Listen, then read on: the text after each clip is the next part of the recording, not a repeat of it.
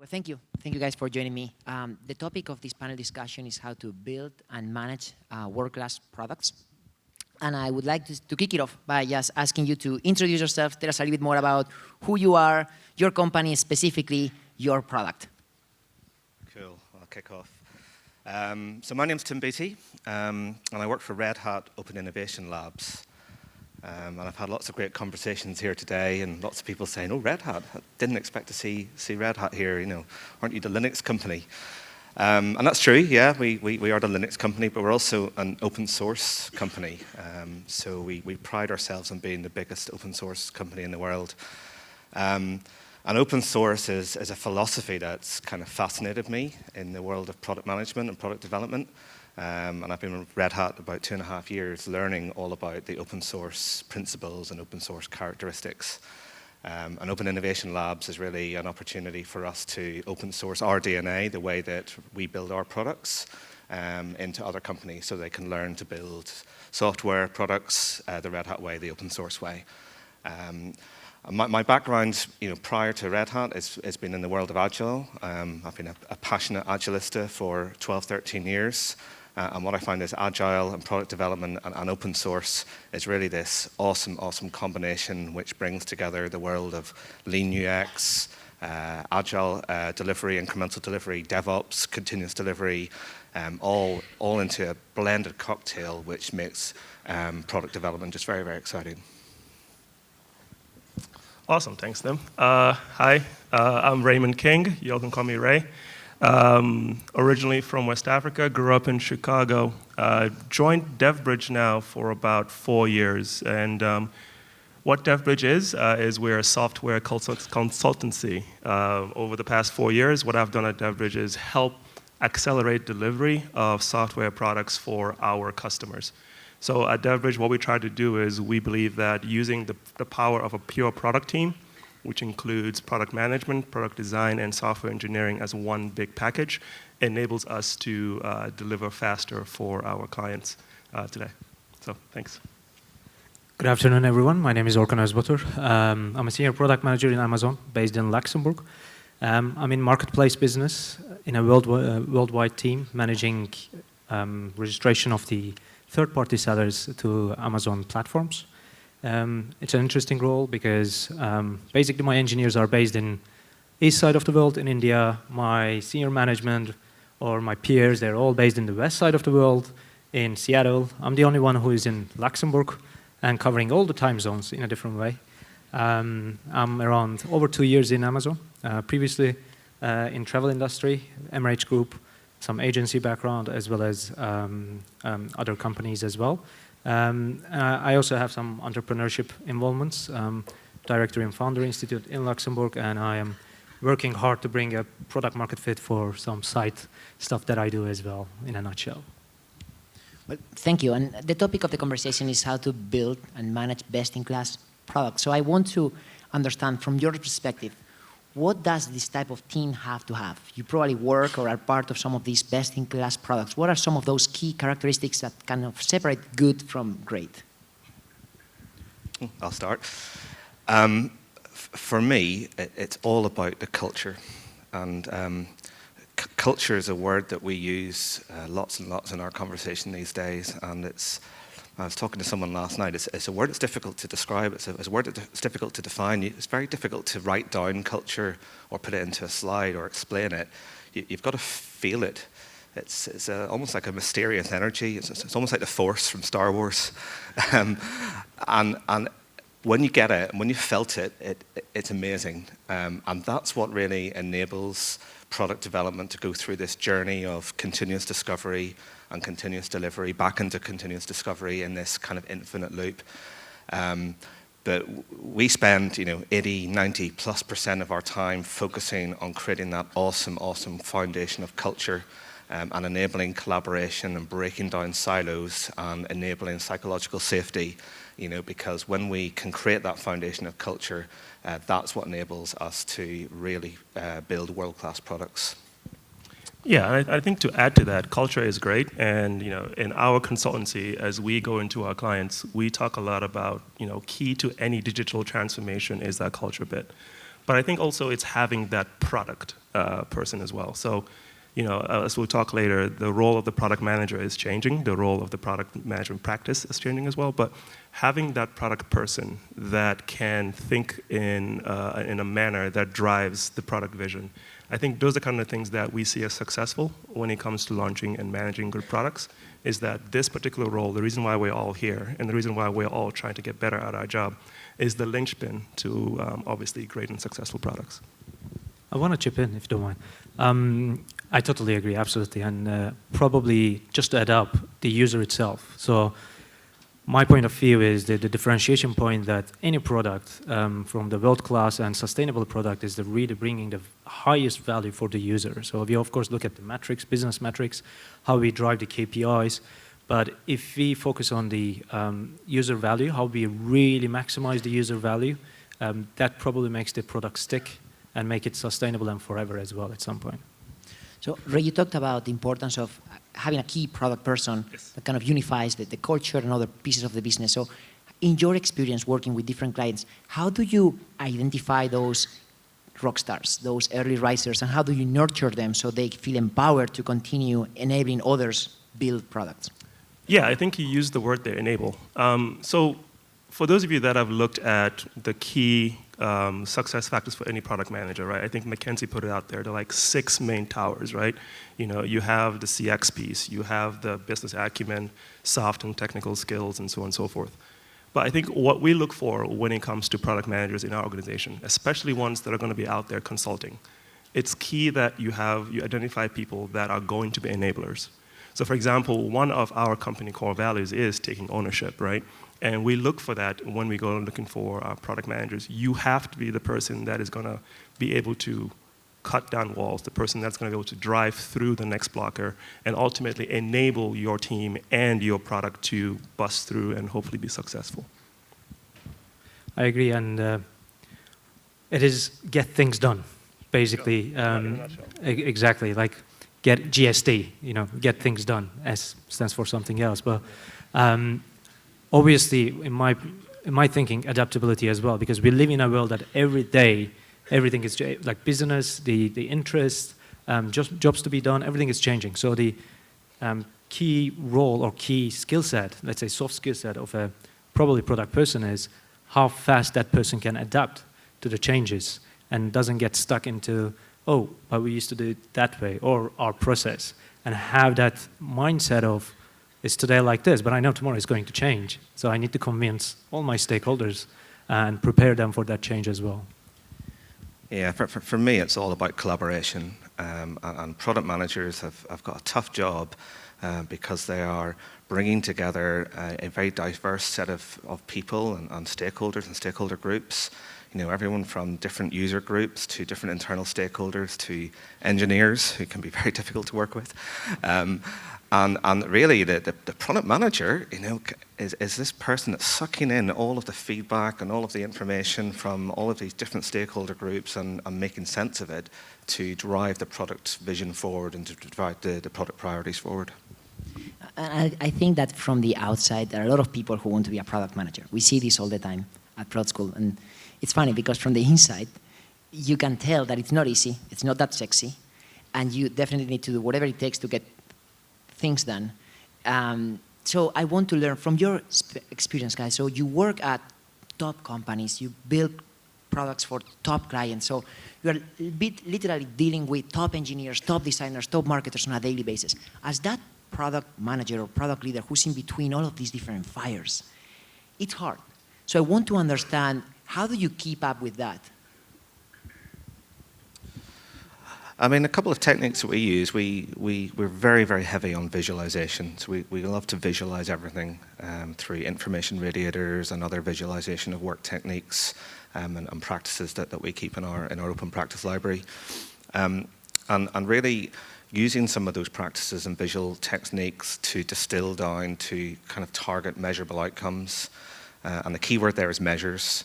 Can we put a measure on something today And can we measure iteratively and incrementally as we start to try out new ideas, run experiments, test out hypotheses, or place some bets, and take measures as we go along so we can see the needle shift in one direction or the other, maybe the wrong direction, but being able to then put a culture of learning, continuous learning and feedback in place.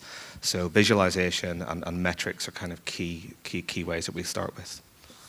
Yeah, I mean, I think the goal is not to also have it be a single person having to lift a whole team up, right? So you'll hear the word collaboration get thrown out there, which, you know, in its most native form, yes, it means more than one person working on one thing. But it also means that having processes and tools in place that enable that person to be successful. So for example, having the product design role work with the product manager, having the project lead role work with the product manager, right? So the idea is not that we are building these iron men or iron women to kind of basically run the whole platform by themselves. The idea is that you are setting up a team that is supported by multiple product leaders that can help drive the process forward. And this said team is also able to cross through those boundaries like you talked about, and obviously end up converging and creating one big solution for you. So I have the last question for you before we open the floor to the audience. And we talked a lot about experimentation, measuring things, and at the same time, we talk about being user-centric. Sometimes maybe the user is asking for something that the data is not requesting, and vice versa. So I want to know from your perspective, how do you balance what the data is saying versus what you think your users want? You ask users to start with. And you build mechanisms around that. What we do is we literally, in any product feature, anything we are building, or any business review we do as well, we try to bring user anecdotes, user quotes, in terms of how it's impacting the user. And there are good practices, you know, before actually you launch something, probably some of you would know Amazon working backwards process, or actually writing what your user would tweet about that product feature as well. You know, start thinking about what is the value I'm bringing. So if you start with those ABC simple steps of bringing user into decision making right in the beginning, actually you build always keeping that in the core as well. Yeah, and I think we take it one step further, because I agree, having the user feedback process makes sense, and that is very key to being successful. We take it one step further. So more over the past year or so, we've introduced the concept of service design into our practice, right? And what that has helped us understand is it's cool to understand the user journey, but also you need to understand what are all the different impacts, what are all the different technologies that are also part of that journey. So by us experimenting with, you know, what we think are relatively new practices of how to understand the ultimate solution that you're trying to build, not just your tiny product in the grand scheme of things, that is helping drive how we balance whether it's user feedback or system feedback. Yeah, and I agree with both of those, and these practices around usability testing and service blueprints and service design, we get a lot of value from. Yeah, I don't think there's one key practice. There's lots of different practices that will help generate lots of different types of feedback loop. And they can range from being very early prototyping, you know, before we can get to writing software and we can learn and get feedback from that, right up to some of the kind of advanced deployment techniques, so things like A/B tests and canary deployments and feature toggles. What's really exciting in today's day, there's lots of different ways that we can get different angles of feedback. And back to the product manager and that product management role, it's about kind of sucking all of that different feedback in to learn and maximize the learning from it. So now I'm going to pick a question from the audience. It's about diversity. So they want to learn about how you guys are thinking on diversity and what type of efforts specifically your company is making to have more type of diversity within product. I'll start. So obviously, diversity, the first things that come to mind, it's either racial diversity or gender diversity and so on and so forth. I think as a company, we are dedicated to obviously changing that. So the way we approach it is less about doing it from the hiring pool and more doing it from the inclusion perspective. So one of the initiatives that we have actually is based on how we hire, we actually attempt to go where disenfranchised or in some cases non-representative folks are within the product role. is we try to be in those areas. We try to, speak at, and I'm being very careful with my words here, but we try to speak at events or attend recruitment fairs or create practices that enable and include other sectors, I should say, into the product realm. But as far as the hiring process goes, we appreciate the fact of diversity. The fact that I'm sitting here is hopefully proof of that we definitely seem to promote diversity in our organization. And once you're in, we don't just stop there. We then promote inclusivity into our organization as well. Yeah, as I mentioned, so Red Hat is an open organization. Prior to my joining of Red Hat, I read a book by Jim Whitehurst, who's the CEO of Red Hat, called The Open Organization. And he talks about the 5 characteristics of open organizations. And 2 of them, which I think are very appropriate, are inclusivity and communities. So we build our company on communities of practice and communities of interest in a very open and inclusive manner. And that's operating in a very kind of transparent and with a leadership that really promotes collaboration kind of across the company. And there's frameworks that we've open sourced that help with that, such as the Open Decision Framework, and that really kind of injects that kind of open culture of inclusivity across the company and throughout communities outside of the company as well. So before, I think, Orson, you touched upon remote work, and I think, Tim, you talked about culture. So there's a question about how do you really build that type of culture in a remote environment where we know that extreme collaboration between product and engineering or design is critical? It's not easy.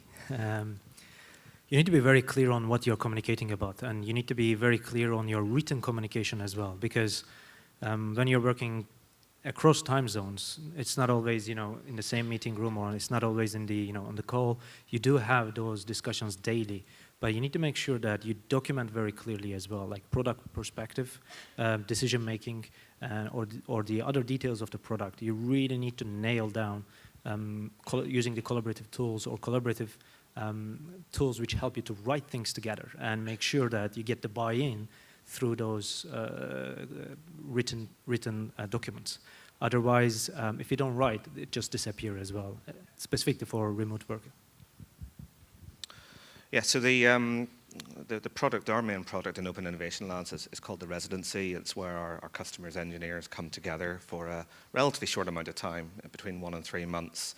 And we do focus on co-location because we find building culture co-located is accelerated significantly. Not that it can't be done distributed, but when you're together, you really can accelerate that.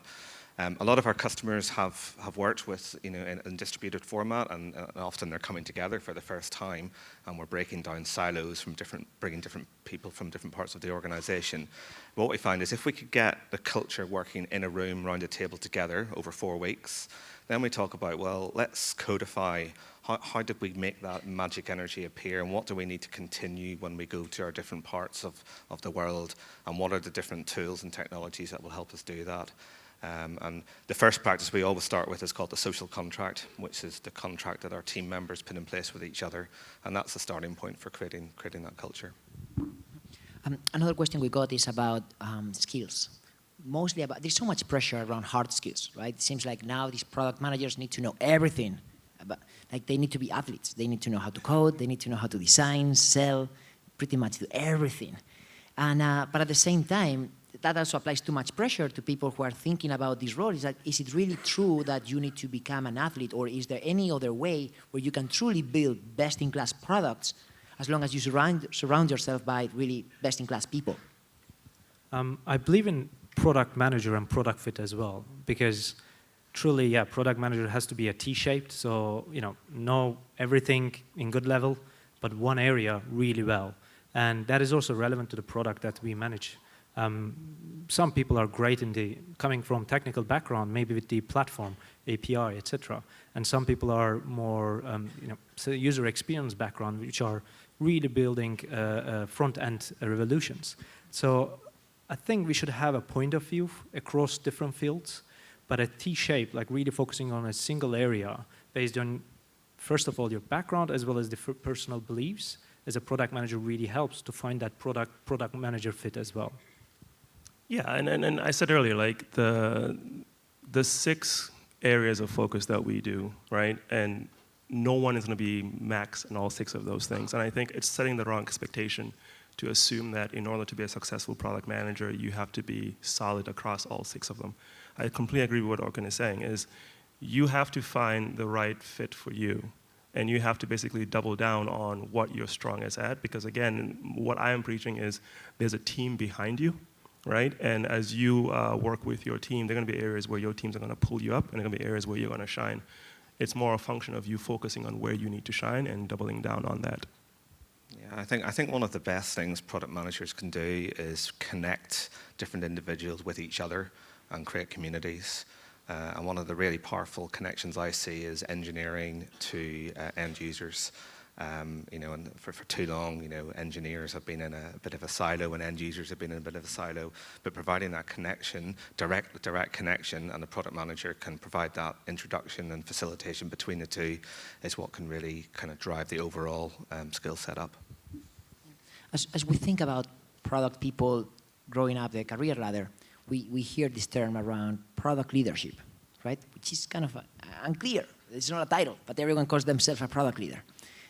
So let's assume that we're talking with senior level folks, like the ones here in the audience. How would you say it is they have to set up product strategy to really set up the product for success and make sure that then the execution is going to be going smoothly, even though you as the leader are not going to be directly involved in that execution?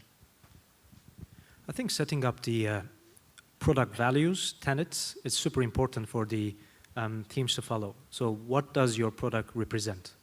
Does it represent reducing the cost or increasing the value on X? When you set up those ones, anyone in the team, anyone in the product team, also development team, they actually understand the real values, what they're working for, what the features are bringing, and they can tie those features, roadmap items, directly to the values. That really helps team to focus on, wait a minute, we want to prioritize this, but it doesn't really link with any of our values, so maybe we pick it up later. That really helps all teams to understand how the product is going to evolve. Cool. So I have the last question for each of you, actually, just to wrap up this panel, which is, if you could look back in time, not too far, let's say 2-3 years. Now you're already a product leader, but now you are really growing. You are really building more and more best-in-class products. What is it one thing that you wish you had done a little bit earlier? I think talk to people more. What I mean is users, colleagues, peers, really get out of the box. Sometimes we are like, okay, this is my job. I think earlier presentations a little bit talked about that as well. This is my job description, and I'll stick to that. Many people, we do that, especially in the beginning of the career. It's the learning phase for many of us, and it's difficult to really step out from that job description, and go talk to people, and actually ask more questions. Hey, senior whatever manager, I want to understand what you're doing. Maybe it's not relevant at all, but it really helps you to expand your horizon, really helps you to see the bigger picture. Why are you doing that? Or what can I do better to help you? So I would probably focus on really asking why questions to whoever I can grab at the corridors of any company, and of course our users as well. Yeah, I think, as I think about this, I think her name was Megan, the first lady that spoke today. She had this awesome slide that showed discovery and delivery, right? And there's a big line in the middle. And I look back at when I started in the product world early, because my background is in delivery. I used to be an engineer. And as an early, younger product manager, I was what she showed. I was very, very high on delivery. And a lot of my time was spent focusing on actually shipping product. And I think as I've matured in my product roles and as I've become a leader in the role, it's a mix. And I think if I can go back and talk to my younger self, it will be take a pause, do the actual discovery work, talk to the users, validate, build, measure, learn is there for a reason, right? Don't skip the measure and learn piece, right? But I think that is what I would tell my younger self, is that keep that balance and not focus so much on pushing the needle forward via delivery. Yeah, it's a good one, really good. For me, I wish I'd learned about open source sooner than I did. I knew I've known about open source for years, but I thought it was just, you put your code on GitHub and that's it, you're open source. I've since learned that there's lots of great practices that really trigger and facilitate very engaged communities. And when you have an engaged community driving product development, it's incredibly powerful for product quality. So, learning more and more about open culture and open organizations has really helped me with what I do. Cool. Well, thank you very much for sharing your knowledge with all of us. And I hope this was helpful to the whole audience. Bye. Thank you.